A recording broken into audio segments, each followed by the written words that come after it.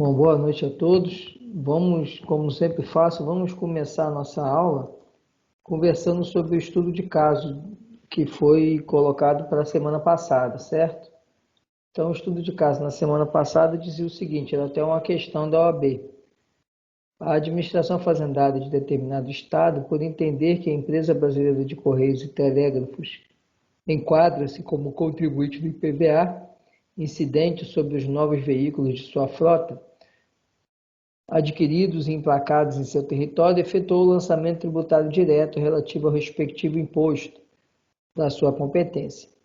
Todavia, a aludida empresa, que se encontra no prazo regular para pagamento de IPVA, não quitou o imposto por discordar de sua cobrança, entendendo não ser seu contribuinte, ante a relevância dos serviços de natureza postal para a população. Você é advogado da empresa brasileira de Correios e Telégrafos e recebe solicitação da direção da empresa de parecer sobre o caso. Apresente seu parecer sobre o tema. Bom, a questão aqui, ela remetiu a um assunto que nós discutimos muito no ano passado, que foi a questão da interpretação do Supremo concedendo imunidade recíproca extensiva aos Correios e depois a toda e qualquer empresa pública ou sociedade de economia mista que desempenhasse uma atividade que fosse um serviço exclusivo. E esse caso reflete exatamente esse entendimento. Então, você iniciaria seu parecer já dizendo que o Supremo, ele firmou o entendimento de que o serviço postal, por ser um serviço exclusivo, torna o Correios, faz com que a empresa Correios seja, portanto, imune, aplicando a imunidade recíproca extensiva, considerando que a atividade dos Correios de serviço postal é uma atividade exclusiva. E depois você ampliaria dizendo que o Supremo, em seguida, algum tempo depois, ele firmou o entendimento de que, mesmo os serviços que o Correio desempenha, que não são relacionados ao serviço, eles vão ser alcançados pela imunidade, visto que o seu recurso era destinado para custear o serviço dos Correios. O serviço postal, que era o serviço principal dos Correios. E depois o Supremo, então, estendeu isso no julgamento em repercussão geral para a própria questão dos veículos, de que os veículos dos Correios, independente do serviço ao que são destinados, eles são imunes do IPVA. E seria esse, então, o seu parecer, então, seria pela elaboração de impugnação, fundamentando a impugnação ao crédito tributário, exatamente no entendimento do Supremo. Esse era o parecer que vocês deveriam apresentar. Vocês ficaram aí com alguma dúvida sobre esse estudo de caso?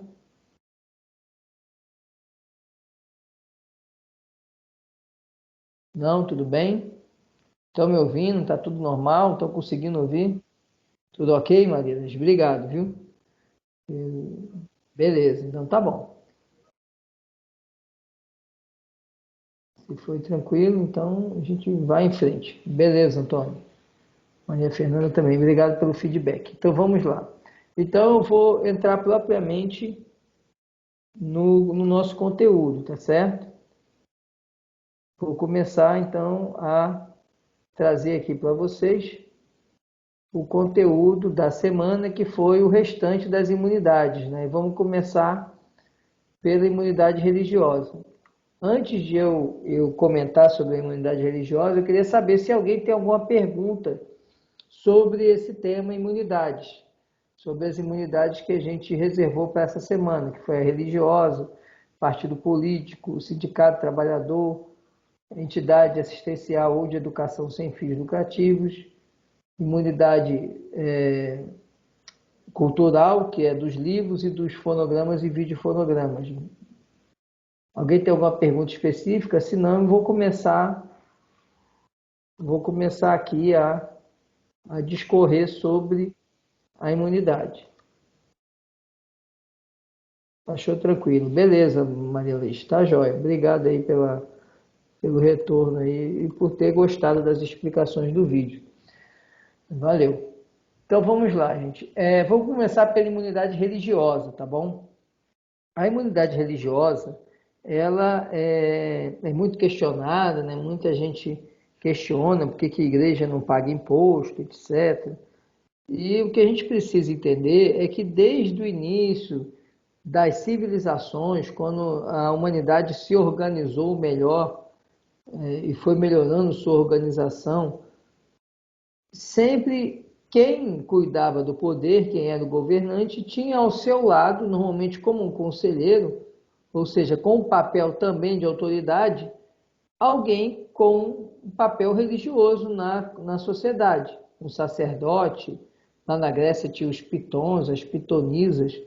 Então, no Egito, né, tinha os sacerdotes, né, e a gente vai ver isso nos sumérios também. Então, esse reflexo desse papel destacado na sociedade que o indivíduo que figurava como líder religioso tinha, era justamente essa proximidade, essa quase irmandade com o poder. E depois, quando veio o cristianismo, isso também se manteve. Quando a gente vem o cristianismo, e com o imperador Constantino,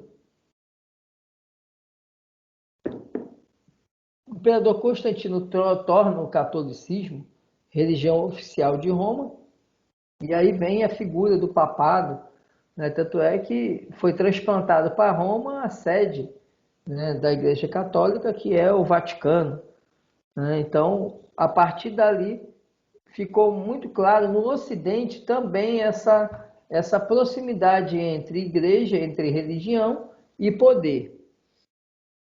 E assim foi durante a Idade Média e até os dias atuais. A gente vê essa proximidade, não tão intensa como há tempos atrás, mas ainda existe essa proximidade, e esse é um contexto antropológico até do homem, né? Histórico e antropológico. E o que acontece é que, gente, eu dou essas paradas assim porque eu vejo mensagem do pessoal aqui e vou liberar a entrada do pessoal, viu? Por isso que eu às vezes paro o raciocínio. Então, o que a gente percebe é que essa proximidade do poder, obviamente, dá ao segmento religioso esse potencial de influenciar politicamente também os governos. Isso faz com que, né, também recebam benefícios em razão dessa proximidade com o poder. Entendido essa questão, que é uma relação de proximidade com o poder, a gente precisa lembrar que com a Constituição de 88, nas nossas constituições também, né? Não foi de 88 que trouxe essa imunidade do tempo religioso, não. Ela esteve presente na nossa Constituição desde a Constituição do Império, né? E aí o que acontece? Na Constituição de 88, o Brasil adota o modelo do Estado laico. O que é esse modelo do Estado laico? É exatamente o modelo de que o Estado não tinha uma religião oficial. Então, no Brasil, nós não temos uma religião oficial, diferente de vários países no mundo que adotam esse sistema de implantar uma religião oficial. No Brasil, não há religião oficial. E como não há religião oficial, o Brasil optou pelo modelo do Estado laico, ou seja, o Estado que não toma para si nenhuma corrente religiosa, nenhuma corrente filosófico-religiosa. Como ele não toma para si nenhuma corrente, portanto, se ele começasse a tributar, ou ele tributaria todas as correntes religiosas, ou se ele fizesse alguma discriminação, isso seria um cerceamento da liberdade religiosa. Então, em razão do princípio da liberdade religiosa e do Estado laico no Brasil, é que se estabeleceu a imunidade do templo. Nossa Constituição fala imunidade ao templo de qualquer culto, né? E numa leitura rápida, a gente poderia pensar que templo é aquele espaço onde se praticam os atos ecumênicos. Então, seria só o local onde há reunião religiosa, os atos ecumênicos. que se eu tenho uma liberdade religiosa, a liberdade religiosa não se restringe apenas ao espaço onde ocorre a celebração religiosa. Essa liberdade religiosa significa que a prática do ato religioso, se é que a gente pode chamar assim, ou do pensamento religioso, ela extrapola o próprio templo na medida em que diversas atividades, diversos serviços, eles ocorrem extramuros do templo para viabilizar o momento desse ato ecumênico. Então, por isso, o Supremo disse, olha, quando fala lá em templos de qualquer culto, na verdade, essa imunidade, ela se refere a tudo aquilo que interessar a entidade religiosa. Toda e qualquer atividade que a entidade religiosa desempenhar precisa ser imune para que a entidade possa desempenhar ou garantir a liberdade religiosa. E assim foi que o Supremo, então, pacificou esse posicionamento, esse entendimento. Em razão disso, quando nós lemos ali templo de qualquer culto, a gente precisa entender que ele está falando muito além do templo. Ele não está falando só no espaço ali onde ocorre a reunião dos fiéis. Ele está falando também de todas as atividades, de todos os prédios. Essa discussão começou no Supremo exatamente com a casa do padre. Se discutiu se a casa do padre seria ou não imune. Então, essa discussão acabou que o Supremo entendeu que todo e qualquer bem, todo e qualquer serviço que esteja relacionado à atividade religiosa, ainda que não seja propriamente o local do culto religioso, ele vai ser alcançado pela imunidade.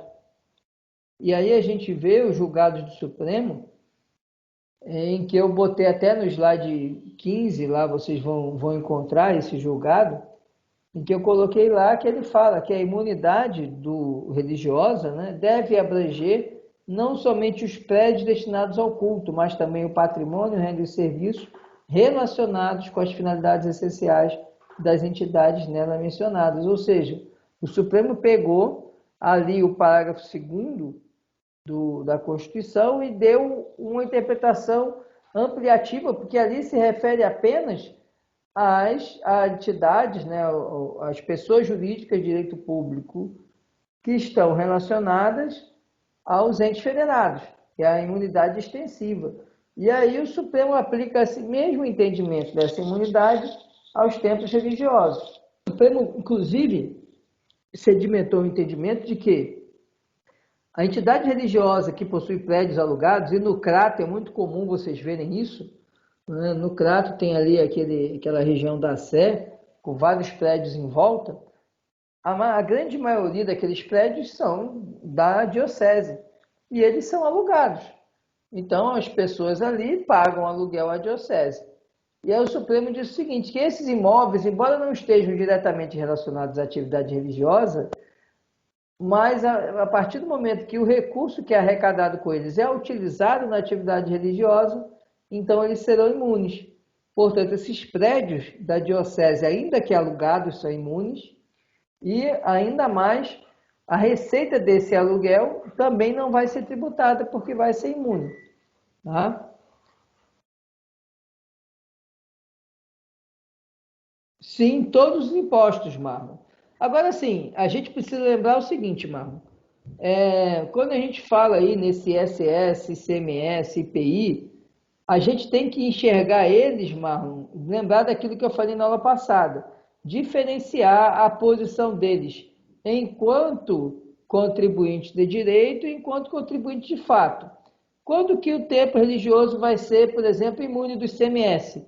Naquela lojinha que ele tem lá para vender os artigos religiosos do segmento religioso, né? Aquela lojinha vai ser imune. Então, aquela camiseta lá, o santo, né? Onde você tem imagens, o broche, enfim, todos aqueles artigos religiosos que são vendidos, eles são imunes, porque ali, aquela lojinha do templo religioso, ela tem a finalidade de garantir o funcionamento do segmento religioso, da atividade.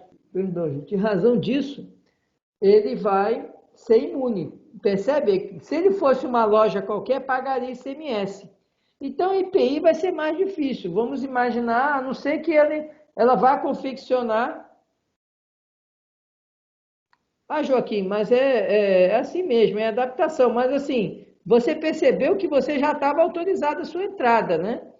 Bastava você entrar e clicar na reunião. Você abriu o seu Microsoft Teams, não é isso? Você só abriu o seu sistema, que ele é me parece, o pessoal está dizendo que no celular parece que ele é mais lento, né? Do que no computador. Não sei por onde você está entrando, mas o que eu vi os professores falando é que no celular parece que ele não é tão ágil, depende do celular, da memória do celular, parece que ele é um pouco mais pesado para rodar, né? Mas vocês não vão precisar mais ficar, tá pelo notebook, né? Então, era para estar rodando bem, né? Não sei, né? Pelo menos o pessoal diz que parece que celular é que tá se mostrando mais lento, né?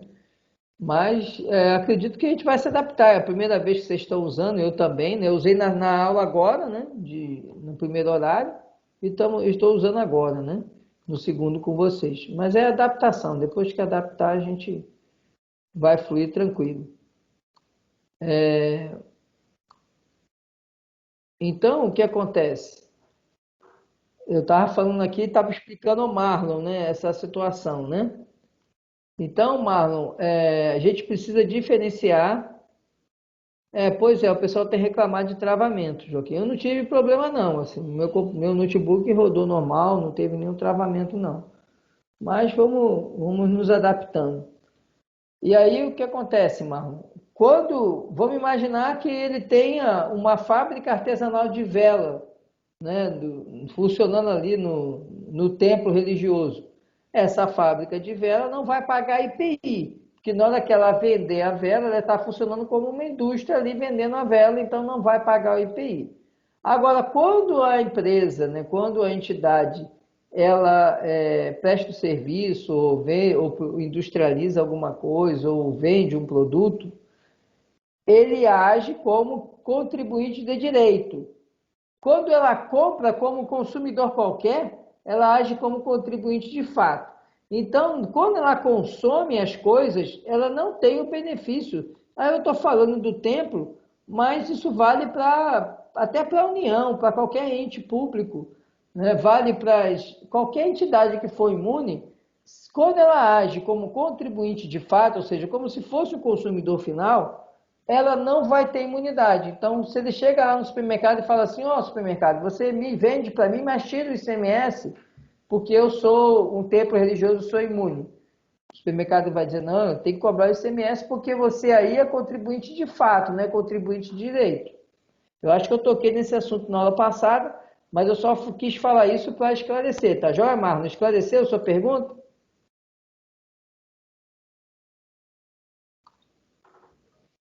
Valeu, Marlon. Beleza, então. Tá ótimo. Então, vamos lá. Sobre essa questão do tempo religioso, era isso que tinha para falar, que eu queria reforçar com vocês.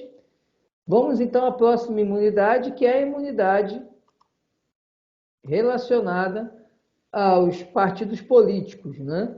Lá no inciso 6º, a linha C, é partido político, sindicato de trabalhador, entidades sem fins lucrativos de assistência ou educação. Vamos particionar esse inciso, essa linha, melhor dizendo, e vamos começar com os partidos políticos. A finalidade dessa imunidade é garantir a liberdade do pensamento político agora, né? Agora a preocupação não é o pensamento religioso, é o pensamento político. Então essa imunidade, ela se refere ao exercício da liberdade política, da liberdade de pensamento político, de divulgação de ideias a respeito de determinada corrente política. E essa imunidade, portanto, ela alcança os partidos políticos e também suas fundações, porque normalmente o partido político ele tem associado a ele, tem vinculado ao partido uma, uma fundação, né? E essa fundação geralmente ela tem uma finalidade mais voltada para o aspecto intelectual, a divulgação do pensamento do partido, a formação ali dos membros do partido que vão se candidatar. Enquanto o partido ele é mais voltado para a atividade política propriamente dita. A fundação seria uma atividade mais educacional e de orientação dos membros do partido, enquanto quando você vai para o partido em si, a finalidade dele é atuar realmente no legislativo, no executivo, junto às gestões políticas. Então, isso é mais a atividade do partido. Já a fundação está mais voltada para uma atividade intelectual, de divulgação do partido, do pensamento do partido. Então, tanto faz se é fundação, se é partido político, ambos, e quando eu falo fundação, é fundação ligada a partido político, ambos são imunes. A outra imunidade aqui se refere aos sindicatos de trabalhadores, e aí a gente tem que ter muita atenção, porque não é qualquer sindicato, tem que ser sindicato de trabalhador. Tá? É preciso que seja sindicato de trabalhador, porque nós temos os sindicatos patronais. Os sindicatos patronais, eles não têm imunidade. A imunidade é somente para os sindicatos de trabalhadores. Essa é a observação importante. E o final agora trata aqui das entidades de educação e assistência social sem fins lucrativos. Ah, tá joia. Tá ok, Maria Vitória. Tá bom, assim que ela puder aí, ela entra, tá joia? Tranquilo, já estou sabendo já. Obrigado, viu? Então, essas entidades, elas estão sujeitas a uma imunidade chamada imunidade condicionada. Tá? Por que condicionada? Porque você precisa de uma lei, no caso, uma lei complementar. Essa matéria tem que ser regulada por lei complementar em razão do artigo 146 da Constituição, que diz que as imunidades serão reguladas por meio de lei complementar. Então, essa imunidade aqui do 146, sexto, alínea C, é uma imunidade condicionada. As condições são as condições que estão lá no artigo 14 do Código Tributário. É o artigo 14 do Código Tributário que faz o regramento das condições da imunidade do artigo 150, inciso 6, alínea C. E quais são os requisitos, então, para que essas entidades possam usufruir da imunidade? O primeiro requisito é não distribuir a renda dele e nem o patrimônio a qualquer título. Significando o seguinte, essa entidade sem fins lucrativos, ela não pode distribuir lucros. Se ela não tem fim lucrativo e ela teve superávit no final do exercício, aquele superávit tem que ser usado na própria entidade. Não pode distribuir para A, para B, para C. Senão, você não tem uma entidade sem fins lucrativos. Ela perde a imunidade porque não vai cumprir o requisito. O segundo requisito é de aplicar integralmente no país os seus recursos. Então, uma entidade sem fins lucrativos não pode, por exemplo, resolver destinar recursos para o exterior. Por mais que ela esteja imbuída de um sentimento altruísta, ela não pode fazer isso. Porque a entidade sem fins lucrativos, ela tem que aplicar o recurso integralmente no país.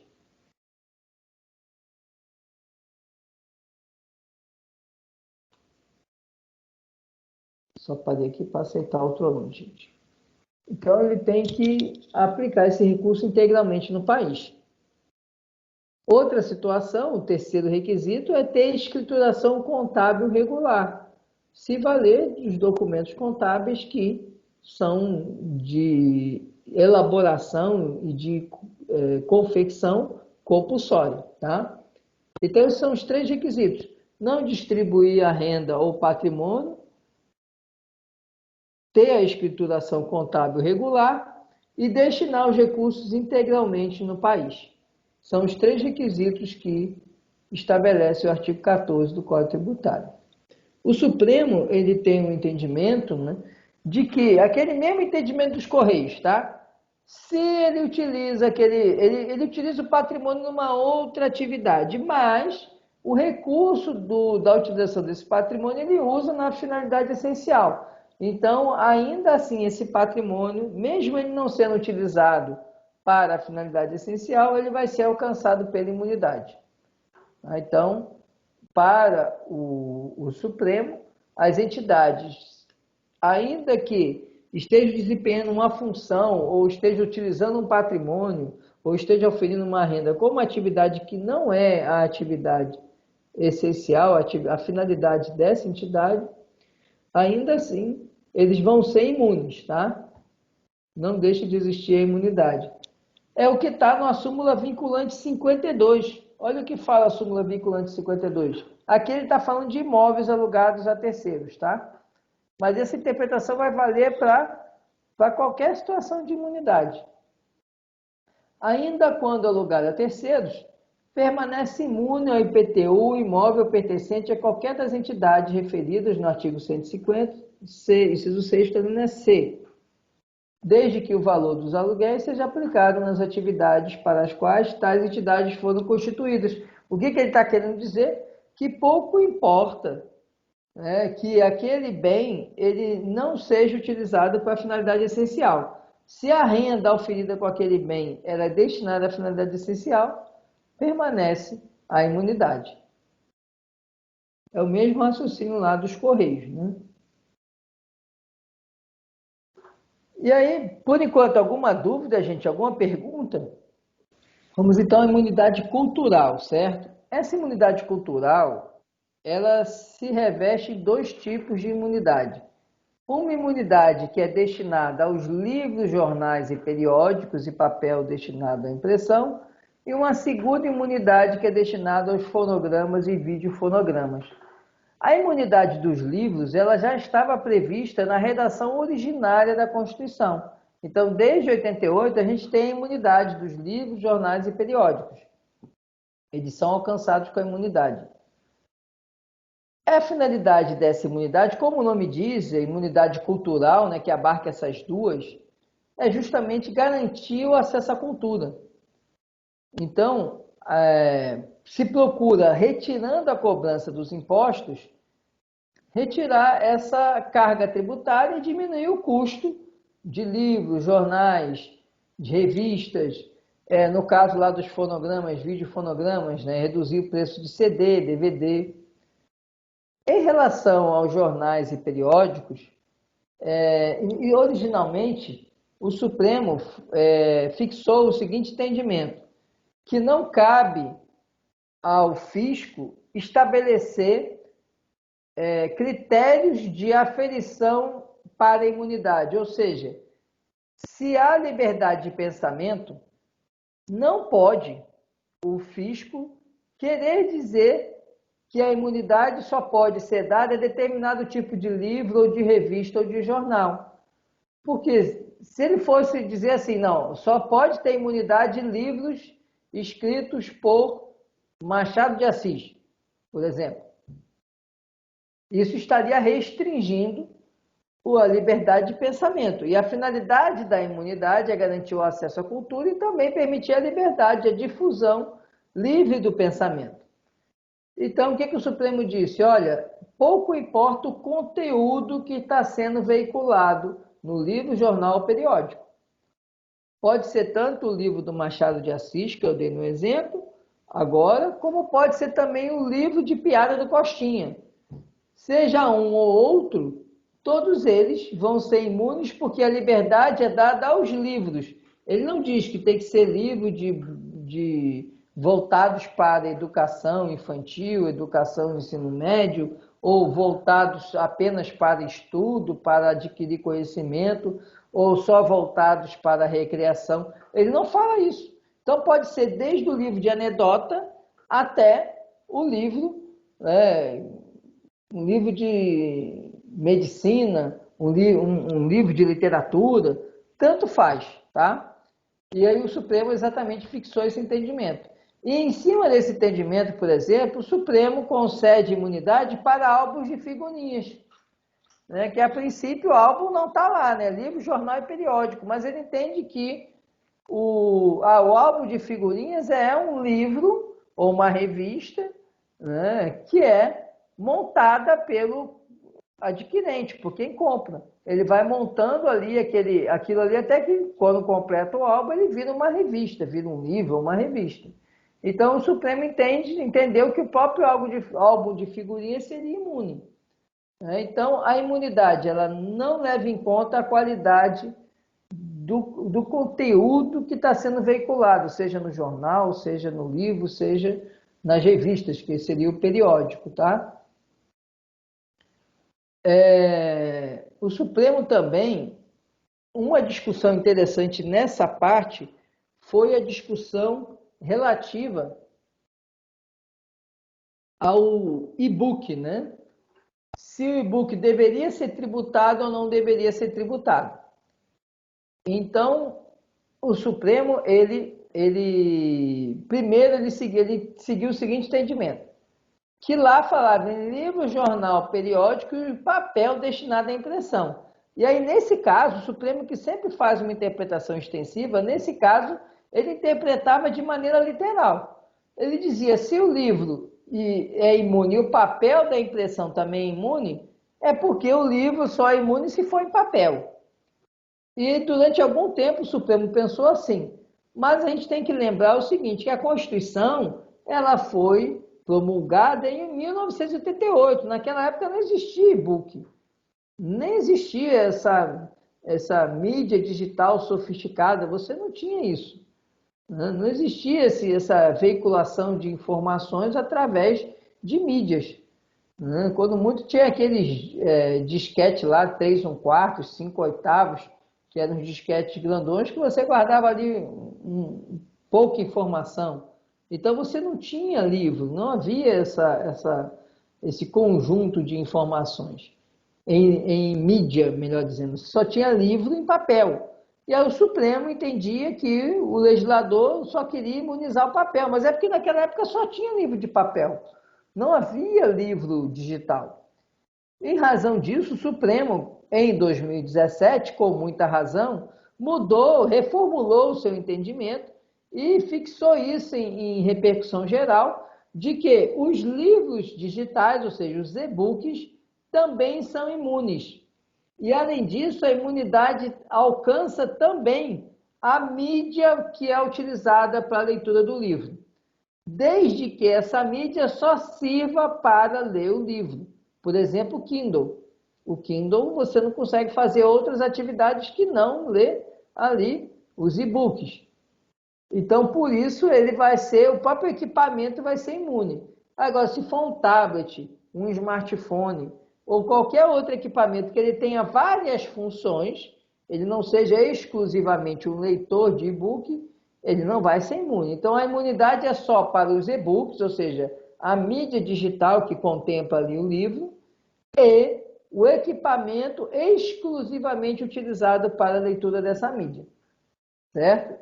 Se for um equipamento que faz várias funções, passa e-mail, acessa a internet para acessar páginas de internet, fora ali o acesso ao site lá de onde ele puxa o e-book, né? Nesses casos, se ele fizer várias funções, ele não vai ser imune. Então, a imunidade é do e-book e do equipamento utilizado para a leitura do e-book, desde que esse equipamento só sirva para leitura de e-book. Tá? O Supremo, com razão, né, modificou esse entendimento. E chegamos na última imunidade cultural, tá? Que é a imunidade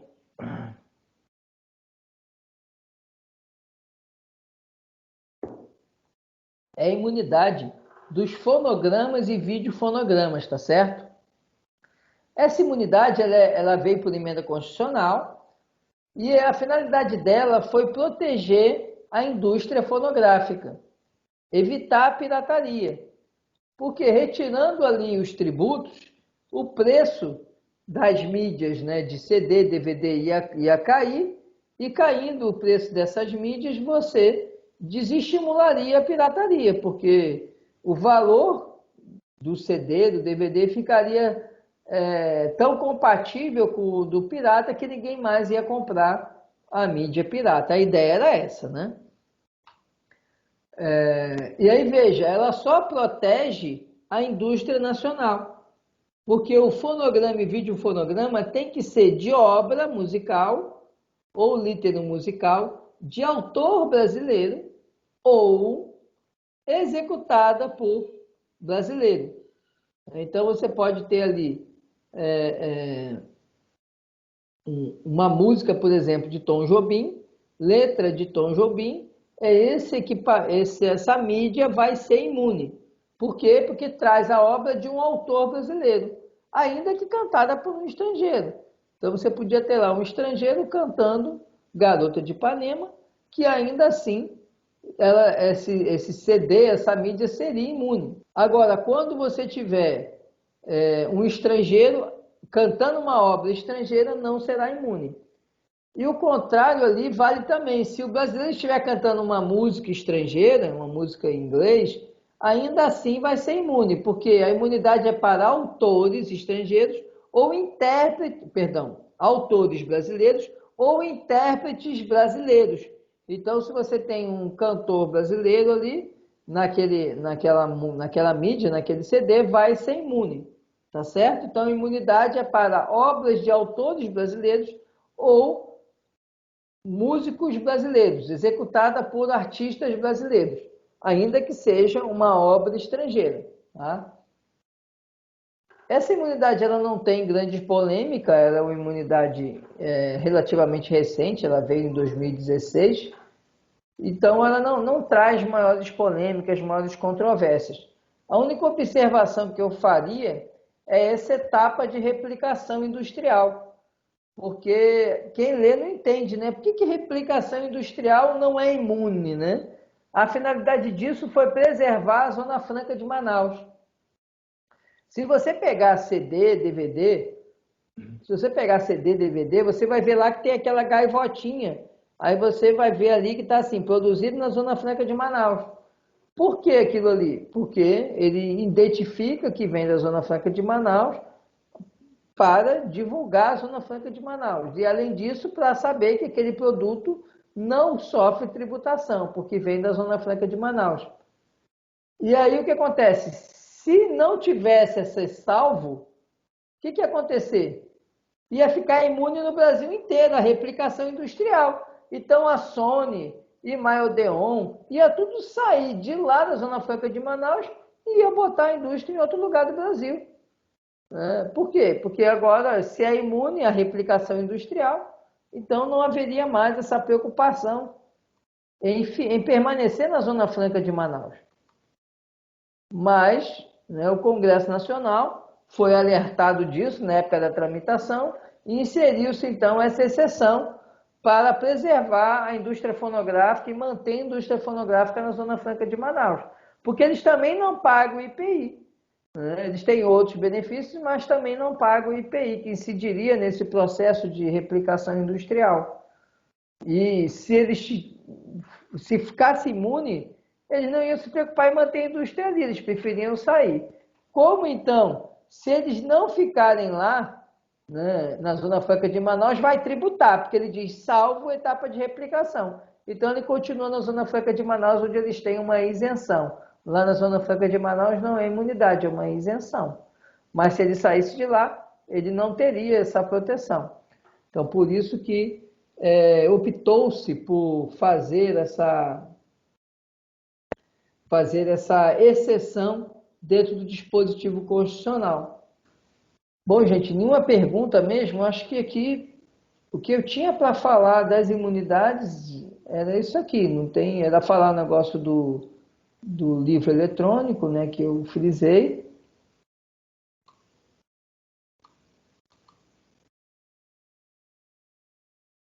Ok. Tranquilo, Maria Leite? Então tá, eu não consigo aqui pensar aqui em mais algum assunto que merecesse. Eu já destaquei na aula passada, né, os assuntos também importantes da semana passada. E agora, me parece que Esse não... assunto, professor, vai estar na prova também? Esse De vai. hoje? Esse Certo. vai. Então a dúvida mesmo é Certo. só na hora da prova. Aí quem acreditar em Deus é você e Deus, quem não Rapaz, acreditar vai só mesmo, e assim. pois é. Mas o que vai cair na prova eu comentei semana passada e comentei hoje de novo. Já dei a dica, né? Só faltou dar a resposta, né? Olha aí, rapaz. Olha, mas se quiser dar resposta também, a gente não tem É, problema, não. depois da prova eu dou a resposta. Ah, tá certo. Por enquanto não. Mas já deu uma dica boa, né? Deu uma dica legal, né? O assunto eu reforcei na aula, eu falei na aula passada e reforcei hoje de novo. Não, eu fico aqui à disposição, Eduardo. Assim, eu estou querendo saber se o pessoal tem mais alguma pergunta, porque realmente, em termos do conteúdo, não tem muita coisa mais para a gente falar, né? Basicamente, assim, a gente vai comentando. Se ninguém tiver pergunta, eu comento sobre a V1, tá bom? Vamos lá, vamos falar da V1 então, enquanto alguém pensa aí alguma dúvida aí. Bom, nossa V1 aí vai ser do jeito que eu tinha comentado com vocês, tá? Deixa eu só liberar aqui a entrada de um aluno aqui. Como é que eu comentei? Que a minha ideia era fazer a prova em grupos de até 3 alunos, né? E que eu liberaria a prova domingo. E vai ser isso que vai acontecer, tá? Domingo eu libero a prova, né? Eu já fiz uma parte dela, eu quero revisar, ajeitar ela, ver se está tudo ok. E aí domingo eu libero a prova, domingo de manhã bem cedo, eu libero para vocês. E vocês vão ter até quinta-feira, que é o dia da prova, né, que está marcado no calendário, às 23h59 para postar a prova. Então tem que postar a prova até o limite de 23h59 de quinta-feira, tá certo? Então vocês vão ter segunda, terça, quarta e quinta.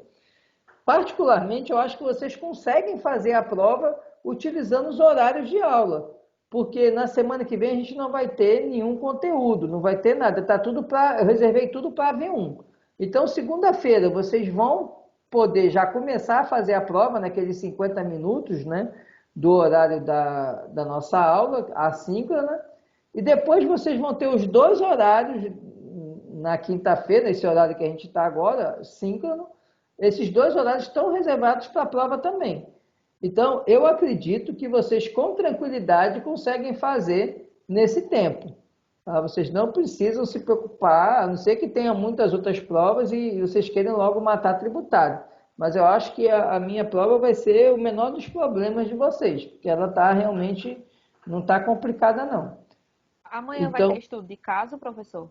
eu vou liberar o estudo de caso, mas foi boa pergunta, Luana. Esse estudo de caso, como sempre, eu digo que é facultativo, né? Para quem já cumpriu os 3 estudos de caso, não se preocupe em fazer o de amanhã, que eu sei que vocês estão em prova, mas mesmo assim eu vou liberar o estudo de caso, que é para fixar o conteúdo da semana, tá bom? Mas se preocupe em fazer o estudo de caso apenas aqueles alunos que ainda não cumpriram ali a totalidade ali dos 3 estudos de caso para chegar aos 3 pontos da nossa AVP. Pelo que eu vi, a maioria da turma já fez. Pelo que minhas contas, tinha 2 alunos só faltando um estudo de caso para completar. Pode ser até que eles tenham feito. Eu vi isso final de semana passado. Então pode ser até que esses 2 alunos que estavam pendentes já tenham resolvido a situação deles, tá bom? Então, eu vou soltar o estudo de caso sim, mas é uma forma só para fixar o conteúdo. Se vocês quiserem deixar para fazer depois que passar a prova, quando for revisar esse conteúdo quiser fazer, não tem problema. Agora, para quem está ainda faltando completar os 3 pontos, é melhor fazer, né? É bom fazer para não ir para a AV1 faltando ponto aí, né? Tipo de bobeira aí, porque esses pontos da AVP foram bem tranquilos de cumprir. Em relação à AV1, então, vocês vão poder fazer em grupos de até 3 alunos. Eu já estou deixando claro, eu não vou aceitar grupo de mais de 3 alunos, tá? Porque só são 3 estudos de caso. Então, se vocês se organizarem, né, pelo menos dividir isso aí, vai ficar um para cada um, então dá para fazer com muita tranquilidade. Se for um grupo maior, eu não vou aceitar. Então, por isso que está limitado a 3 alunos. Então, quem quiser fazer sozinho, pode fazer sozinho. Quem quiser fazer em dupla, pode fazer em dupla.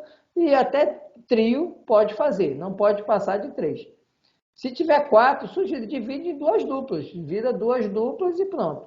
Tá? Então, e aí vocês vão postar na plataforma, tá? Lembre de colocar o nome dos componentes no trabalho, né? Não deixe de botar o nome dos componentes para eu saber de quem é aquele trabalho, né? Bota só um e aí depois o pessoal, não, mas eu fiz junto com o outro, mas ele não botou seu nome no trabalho, como é que eu vou fazer, né? Não tem como eu saber. Então não esqueçam, quem fizer em grupo, bota lá o nome dos componentes no grupo, tá? O que mais? É isso, domingo de manhã eu estou liberando e vocês vão ter aí até o final da quinta-feira, né, até 23h59, para poder concluir a nossa AV1, tá bom? Bem tranquila, que acredito que vocês não vão ter dificuldade não. Todos os assuntos foram falados aqui em aula, então, tanto na videoaula como aqui eu toquei no assunto. O João Vitor, assim, se todos enviarem, é melhor, sabe? Porque eu não fico preocupado de ficar depois caçando o aluno. Vocês vão ver, quando chegar quinta-feira eu vou começar a encher a paciência de vocês, né? Perguntando quem ainda não fez, por que ainda não fez, porque agora por isso aqui é mais um mecanismo da gente entrar em contato, né? A gente pode mandar mensagem aqui para vocês.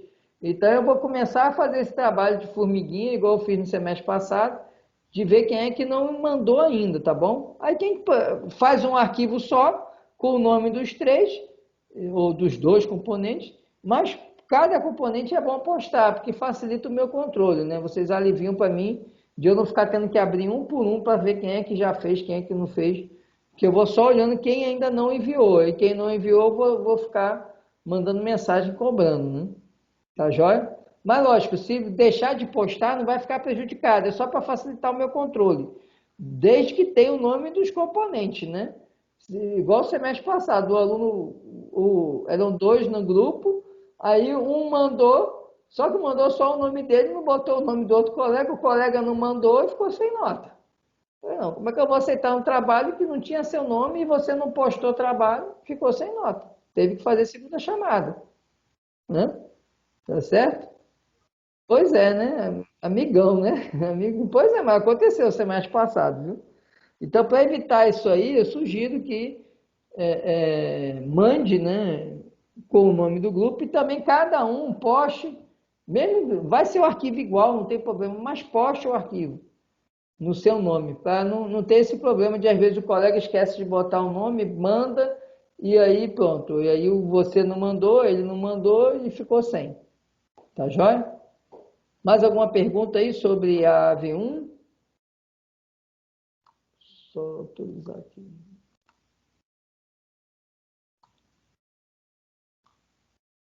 Sobre a AV1 mais nada? Come água. Nas respostas, se quiser, pode fazer citação, É para fundamentar, fazer trazer. citação, é para fundamentar. Como vocês vão ver que as notas vão ser boas, mas vocês vão ver que eu vou ser muito rigoroso na correção. Já estou abrindo o jogo aqui, certo? Por que eu vou ser rigoroso? Porque vocês vão ter tempo para fazer, vão estar fazendo em grupo, né? Então, por exemplo, fundamentação tem que ter, inclusive na orientação eu boto lá bem grande, respostas fundamentadas. Você deixou de citar o artigo ali da imunidade, lá, o artigo 150, inciso 6º, a linha A, eu vou tirar meio ponto, tranquilo, viu? Não se preocupe que eu vou tirar, né? Então, ali vai falar do entendimento do Supremo, Luana. Se for súmula, eu quero que diga a súmula. Se for julgado de recurso repetitivo, repercussão geral, não precisa botar o número não, mas se for súmula, tem que botar o número da súmula. E se for entendimento do Supremo, tem que dizer entendimento do Supremo. Não pode chamar Supremo de STJ também, igual no nosso trabalho aí, nesse estudo de caso que passou, teve uns dois colegas que disse segundo entendimento do Superior Tribunal de Justiça. Não é, a história lá, o entendimento é do Supremo, viu? Então, assim, trocou ali, botou STJ ao invés de STF, vai perder meio ponto também, tá certo? Para identificar direito o tribunal de onde está ali o precedente. Tá bom? Que é Estou sendo isso, bem professor? honesto. Que é isso?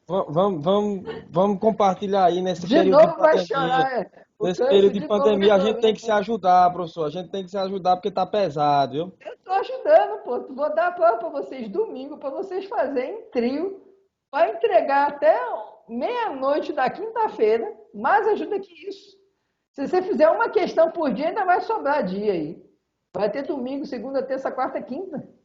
Mas eu já tô com bem 6 aqui, professor, acumulado. Tô já para ficar louco. Não, mas não, fique tranquilo. Por me A dê um minha, ponto que eu vou ficar relaxado, professor. Cleiton, eu sou tão legal que eu vou lhe dar 2 pontos na AVF, tá certo? Já te dou 2 pontos na AVF pela sua insistência. Tá repreendido em nome do Senhor Jesus. Pode cobrar, se tu for para a AVF, tu me cobra, pô. Ó, professor, eu tenho 2 pontos na AVF. Tá gravado. Vai para a AVF não, meu amigo. Né? Tem que fazer força para ir para a AVF, viu? Não, em Tem nome que de Jesus querer vai dar muito para certo a agora AVF. nessa pandemia, né? Tá meio complicado, a gente vai dar certo. Não, mas vai dar, não. Fique tranquilo que semestre passado, pode conversar com o pessoal da outra turma, todo mundo conseguiu, né, fazer tranquilo. Né? Não Eu teve. tô, eu Vocês tô vão ver que achando, não tem nada eu tô demais. achando complicado é quando voltar presencial, né? Porque assim, Por quer quê? queira, quer não, é porque existe um déficit muito grande. Pelo menos eu sinto isso, porque na medida que a gente é acumulado de atividade para fazer, eu particularmente, como trabalho, estudo, tenho outras atividades, eu não tenho muito tempo, por exemplo, quando tinha só aula, a gente tinha um tempo para poder ler em casa alguma coisa. Isso ali Uhum. você aprofundava. Agora não é, é muito trabalho que você fica fazendo trabalho, fazendo, acaba que você quase não tem tempo para poder ler e se aprofundar um pouco mais no conteúdo. Aí fica assim, né? Porque é muita coisa, tá entendendo? Não na do Não, eu senhor, sei, eu tem entendo. mais. Eu entendo. Né? Infelizmente é o que está posto, né? A coordenação até já pediu o pessoal para não sobrecarregar, né? Mas, enfim, cada um conduz sua disciplina como entende, né? A minha ideia é sempre trazer um estudo de caso, acho que é suficiente, só para você fixar a parte importante do conteúdo da semana, né? Isso que eu tenho procurado fazer e a minha ideia de trabalho, vocês vão ver, eu já disponibilizei, aproveitando, a trilha de aprendizagem de outubro, novembro e dezembro. Então já tem lá todas as aulas, o conteúdo que vai ter, né? E vocês vão ver, é o mesmo esqueminha, vamos continuar toda sexta-feira, estudo de caso. Na segunda tem lá a videoaula e a parte do livro, quem quiser ler para fazer a leitura e o videoaula para assistir. E na quinta o nosso encontro síncrono. É essa mesma metodologia que a gente vai seguir até o final do semestre. Tá certo, Cris? Mas fique tranquilo, eu estou falando assim até para vocês se policiarem na hora de fazer a nossa AV1, tá? Mas isso não vai prejudicar ninguém, não. Também, se todo mundo tirar 10 do primeiro aluno ao último aluno, o coordenador vai puxar minha orelha. Falar, o que você está fazendo? Está dando nota para todo mundo, né? Então, assim, a gente tem que ter uns critérios. Eu faço uma prova que não é puxada, mas eu puxo na correção. Se Não, mas preferir, a gente inverte. Eu faço uma mas prova aí, puxada se e todo aí eu mundo não tirar, cobro na correção. se todo mundo tirar 10 é porque o senhor tá fazendo um bom Ah, trabalho. eu acredito, viu? Tá bom. Eu acredito Joaquim nisso. gosta, viu, professor? É, Ei, eu só acredito Deus aí na nisso, lábia no coelho dele. da Páscoa, né? Papai Noel, né? Eu acredito em tudo isso. Tá bom? Mas fique tranquilos, a prova está bem tranquila, não está puxada não, dá para fazer bem. E eu estou deixando claro, eu vou ser rigoroso na correção, né? Que é uma forma de privilegiar quem faz uma prova, né, perfeita, né, dentro do que eu coloco como critério, e aquele que não foi tão bom ali, eu vou tirar meio pontinho ali para, né, ele perceber ali onde é que ele pode melhorar. Mas não é nada que vai deixar ninguém com nota 4, 5, nada disso não. Tá joia aí, gente? Mais alguma pergunta, alguma dúvida aí sobre a prova? E aí, lembrando, gente, que a gente vai ficar aí 2 semanas sem se encontrar, tá? Porque semana que vem, como eu disse, meio ponto, né, Luana? Não, mas tá justo, pô. Como eu expliquei para vocês semana passada, como eu expliquei para vocês, na próxima semana a gente não vai ter, vai ser só a V1. Na sexta-feira eu posto o espelho de correção da AV1 E, obviamente, não vai dar tempo de postar a nota, eu devo corrigir ali no final de semana, e aí, conforme eu for corrigir, eu libero a nota para vocês. Ô, João Vitor, eu vou rodar a chamada aqui só para eu ver o funcionamento do sistema, tá? Mas eu vou dar presença para todo mundo, não vou colocar falta não, é só para eu ver o sistema rodando aqui, a frequência e ver como é que ele vai funcionar, tá bom? E outra coisa que eu ia falar, então, aí na outra semana, depois da semana da AV1, tem um feriado na quinta-feira do dia do professor, que é dia 15 de outubro. Eu não sei se vai ter aula, não sei se vão remanejar. Se for ter aula, lá na trilha eu considerei feriado, tá? Então vocês vão ver que eu botei uma atividade só na sexta, porque dia 12, que é segunda, é feriado, e vem quinta, que é feriado também. Aí eu botei uma atividade na sexta, que seria fazer a leitura do capítulo, né, que a gente teria para aquela semana. E aí o conteúdo, a gente vai ter o conteúdo em videoaula para vocês assistirem, e a gente vai ter também aula síncrona na outra semana que eu vou abordar o tema, que a gente não vai ter aula síncrona nessa semana do dia 15, tá bom? Então a gente só deve se ver daqui a 2 semanas. Tá joia? Mas essa plataforma também, vocês conseguem mandar mensagem, tá bom, nela, acho que vocês já viram isso. E também na nossa plataforma lá do Moodle, que vai continuar sendo usada, vai ser a plataforma principal, aqui é mais para a nossa aula síncrona. Lá vocês também conseguem mandar mensagem. Então, qualquer coisa pode mandar mensagem para mim, tanto por lá como por aqui, que a gente consegue se falar, tá bom? Deixa eu rodar aqui nossa frequência aqui, para ver como é que... Cara, eu não sei, né? Quando vai voltar o presencial? Eu acho que esse ano não volta ainda, não volta mais, né? Pelo menos a minha impressão é essa, né? E ano que vem vamos ver, né? Vamos ver o que vai acontecer, né? Aí, ano que vem já é outro ano, né? Não sei se eu vou. Vamos ver como é que vai ser. Não dá para saber ainda não. Deixa eu só rodar aqui, gente. É isso, professor. O senhor já está pensando em abandonar a gente. E tributário 2, homem de Deus. Não, mas aí aparece outro professor melhor que eu para dar aula para vocês. Rapaz, deixa de conversa. Vamos ver, vamos ver. O futuro a Deus pertence. Vamos ver aqui. Deixa eu só ver aqui se gerou. Beleza, gerou o arquivo aqui. Gerou o arquivo de frequência, gente. Então, eu vou encerrar aqui a gravação. Muito obrigado aí a todos aí. Vamos ver. Então, já sabem, então, semana que vem nossa AV1, qualquer coisa, né, mandem mensagem para mim, ou por aqui, ou pela plataforma lá do Moodle, tá? Uma boa noite, descanso para todos, saúde, né, bons estudos, boas provas aí.